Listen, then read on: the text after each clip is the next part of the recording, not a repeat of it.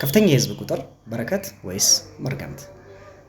በዋና ዋና የአዲስ አበባ ጎዳናዎች ላይ በምንንቀሳቀስበት ጊዜ በህዝብ ጎርፍ ውስጥ እንደምንንሳፈፍ ሆነን ነው የምንሄደው።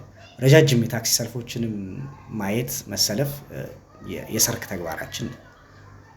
አገልግሎት ሰጪ ተቋማቶች ጋርም ስንሄድ ረጃጅም ሰልፎችን መጠበቅ የሚያናድድ ተግባር መሆን ካቆመ ቆይቷል። ይሄ የሚያሳየን የከተማችን ብሎም የሀገራችን የህዝብ ቁጥር በከፍተኛ ሁኔታ መጨመሩን ነው። እንደምታውቁት የኢትዮጵያ ህዝብ ለመጨረሻ ጊዜ የተቆጠረው የዛሬ 20 ዓመት አካባቢ ነው። ከዛ በኋላ በይፋዊ መልኩ የህዝብ ቁጠራ አልተካሄደም።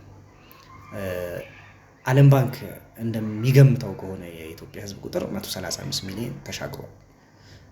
በየዓመቱም 3 ሚሊዮን አካባቢ ሰዎች የኢትዮጵያን ምድር ይቀላቀላሉ ብሎ ግምቱን ያስቀምጣል። ይህ ከፍተኛ የህዝብ ቁጥር ለሀገራችን በረከት ነው ወይስ መርገምት?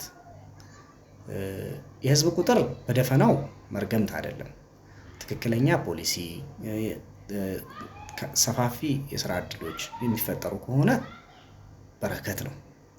ቻይናን መመልከት እንችላለን፣ ህንድን መመልከት እንችላለን። ትልልቅ የህዝብ ቁጥሮች ይዘው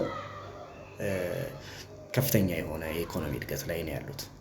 በእርግጥ እንደኛ ሀገር ደግሞ ግልጽ የሆነ የፖሊሲ ስትራቴጂ፣ የስራ አጥ ቁጥር ቅነሳ በሌለበት ሁኔታ ግን መርገምቱ የሚብስ ይመስለኛል። አሁን በከተማ ላይ የምናየው የትራንስፖርት መጨናነቅ፣ የቤት ማጣት፣ የስራ ማጣት ይሄ በፖሊሲ ያልታገዘ የህዝብ ቁጥር መጨመር ያመጣው ጣጣ ነው ብዬ ነው ማስበው። እናንተስ ምን ታስባላችሁ? ከፍተኛ የህዝብ ቁጥር በረከት ነው ወይስ መርገምት? ኮመንት ላይ እስቲ እንነጋገር።